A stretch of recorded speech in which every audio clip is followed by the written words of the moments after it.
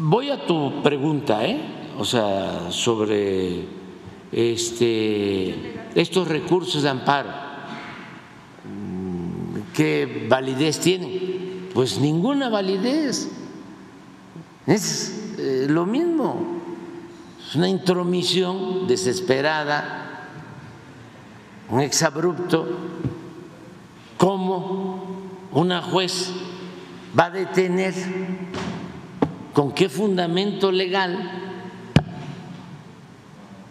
detiene un proceso en el Poder Legislativo? ¿Cómo detiene un proceso que es consustancial a la función principal del Poder Legislativo? ¿Para qué es el Poder Legislativo? Para elaborar leyes, y es muy claro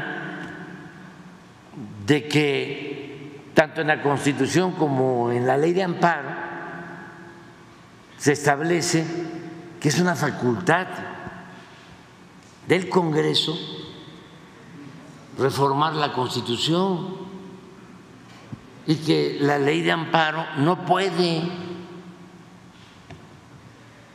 aplicarse cuando se trata de un proceso de reforma constitucional. Bueno, hay tesis sobre eso, jurisprudencia, pero ellos están en un plan de querer entorpecer la vida pública del país, provocar inestabilidad. Pues no va a suceder nada, no está sucediendo nada, porque el pueblo de México es un pueblo muy consciente, muy politizado. Ayer se manifestaron muy pocos, y qué bien que se manifiesten y que hoy vuelvan, y mañana y pasado. Y ayer, imagínense, los ministros de la Corte deciden ponerse en huelga, también sin ningún fundamento legal. ¿Apoyaría que sea sin remuneración? Con goce de sueldo, porque cuando hay una huelga en una empresa, los trabajadores, después de hacer un procedimiento ante tribunales laborales, presentan un escrito, un emplazamiento a huelga. Hay todo un procedimiento que establece la ley y puede llegarse a una conciliación entre las partes, hay prórrogas, y ya, si no hay opción, pues se declara la huelga, pero a partir de ahí ya no se cobran salarios. ¿Apoyaría, presidente, que permíteme, se haga es que esto es muy interesante. sin remuneración? Sí, no se cobran los salarios. Tan es así que cuando se levanta la huelga, cuando se llega a un acuerdo, uno de los puntos de la negociación es si se pagan los salarios completos o una parte. Así es, se sabe. Pero estos señores, que son los principales, deberían ser los principales guardianes, defensores de la Constitución, de las leyes, no hacen nada de eso, sin ningún fundamento legal. y declaran que están en huelga. Yo aquí abro un paréntesis y diría que hasta descansa uno, porque es parte de mi experiencia cuando estuve en la oposición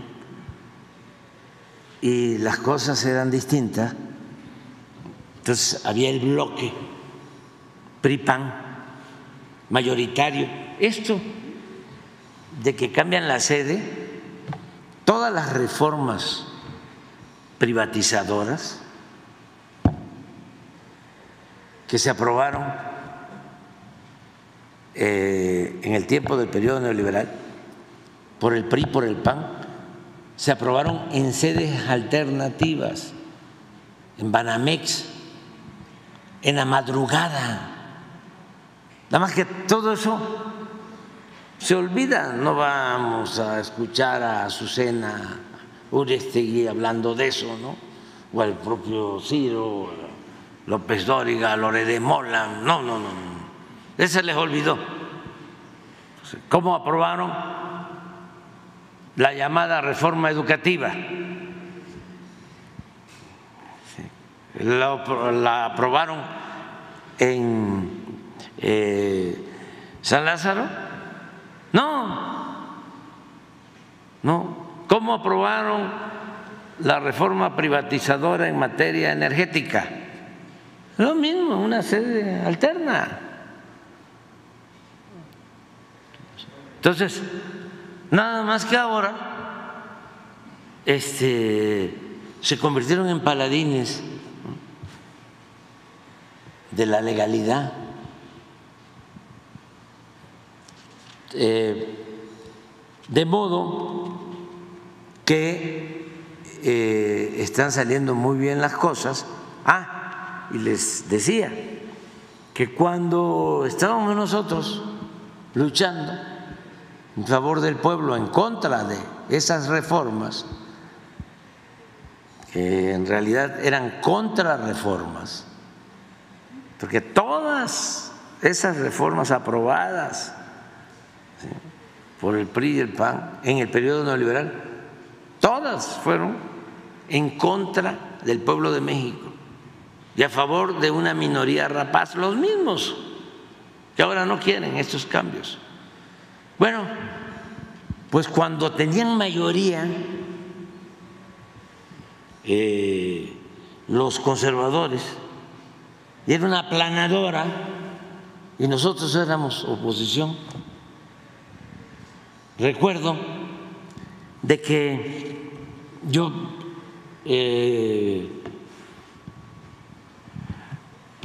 me preocupaba mucho cuando iniciaban los periodos ordinarios de sesiones, porque ahí venían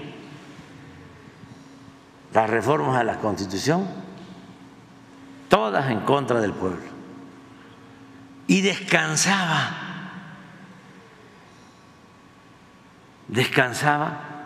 cuando se terminaba el periodo ordinario y iniciaba el periodo de receso, el extraordinario, ya sea en la Cámara de Diputados o en la de Senadores. Era un descanso, porque mientras estuviesen reunidos ellos, estaban en espera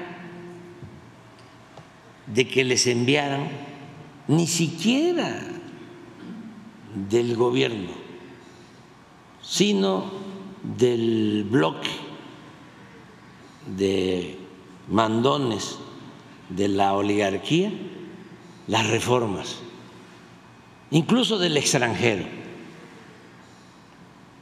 porque en ese tiempo la agenda política y la agenda del legislativo ni siquiera se definía en México. Era lo que enviaban los organismos financieros internacionales y que se aplicaba en todos los países del mundo, las llamadas reformas estructurales, la privatización del petróleo, la privatización de la industria eléctrica, la privatización de la educación, la privatización de la salud, el congelamiento de los salarios. Entonces, una corte así, pues cuando menos nos va a dar la tranquilidad, una corte que está en huelga, de que no van a tomar decisiones en contra del pueblo, y los jueces y los ministros pues ya no van a estar liberando a delincuentes, ni van a estar dándole la razón a los potentados, porque en los hechos, en la realidad, ellos no imparten justicia en beneficio del pueblo. Ellos están defendiendo a los grupos de intereses creados. Entonces, no hay razón para preocuparse. Yo felicito a los legisladores que están buscando limpiar de corrupción el Poder Judicial y que no se olvide de lo que se trata es de que el pueblo elija a jueces, a magistrados, a ministros. ¿Cómo se elige a los presidentes municipales, a los diputados locales, a los gobernadores, a los diputados federales, a los senadores, al presidente? Es lo mismo. Y para que uno pueda ser candidato necesita uno reunir requisitos. A mí me desaforaron porque querían que yo no cumpliera con el requisito de no tener antecedentes penales. Eso era lo que quería Fox y el presidente de la Corte y todos los ministros. Por eso me destituyeron, porque si se tiene antecedentes penales, si se tiene un proceso abierto, no puede uno ser candidato.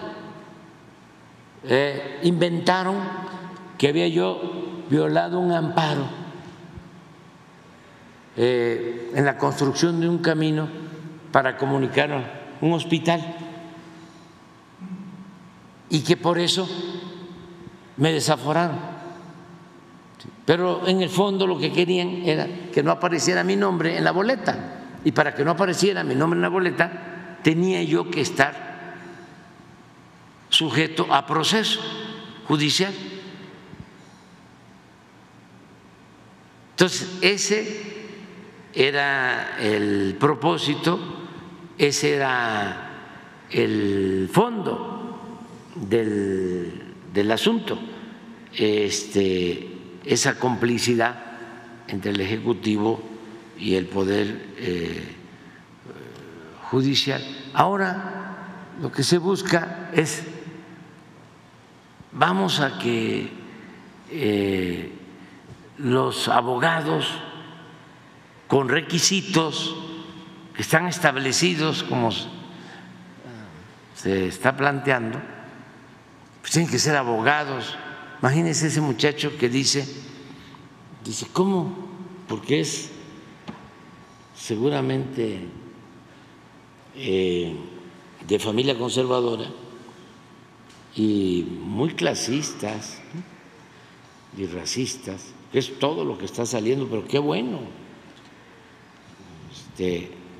para poder reafirmar la grandeza cultural de México. es un orgullo, un timbre de orgullo, es decir, soy naco, soy pueblo,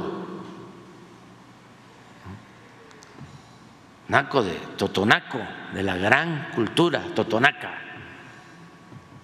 la de Tajín, Veracruz, que floreció en las costas del Golfo. Soy chinto, tabasqueño.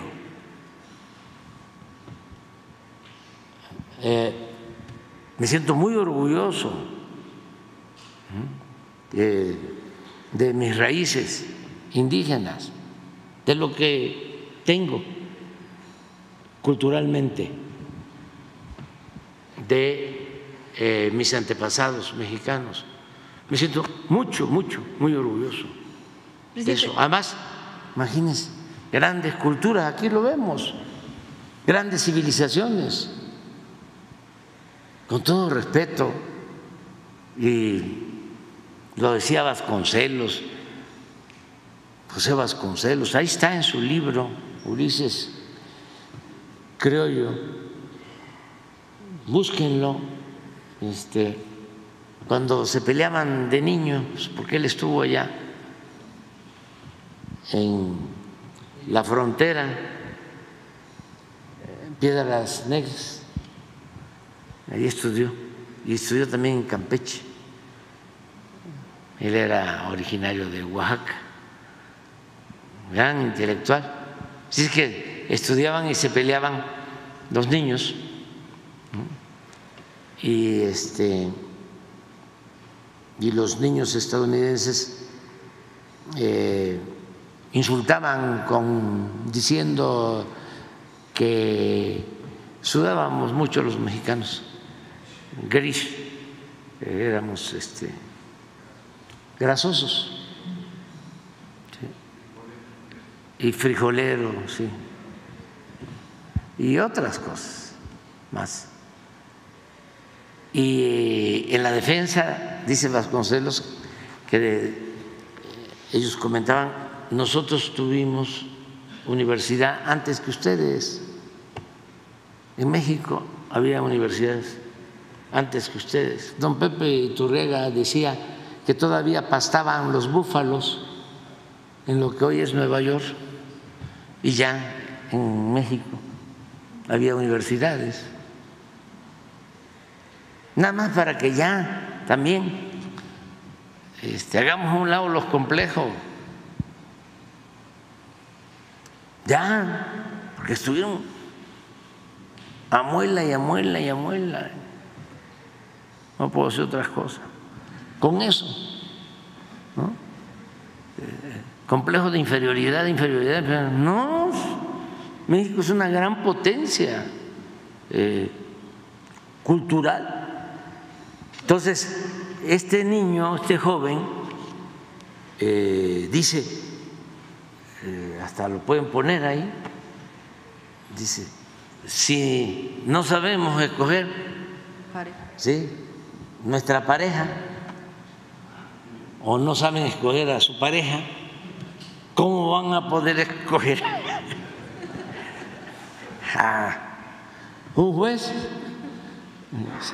Y el otro que dice, van a llegar delincuentes. Ay, hermanito, mi primo hermano, si supieras, no van a llegar, lamentablemente ya están ahí.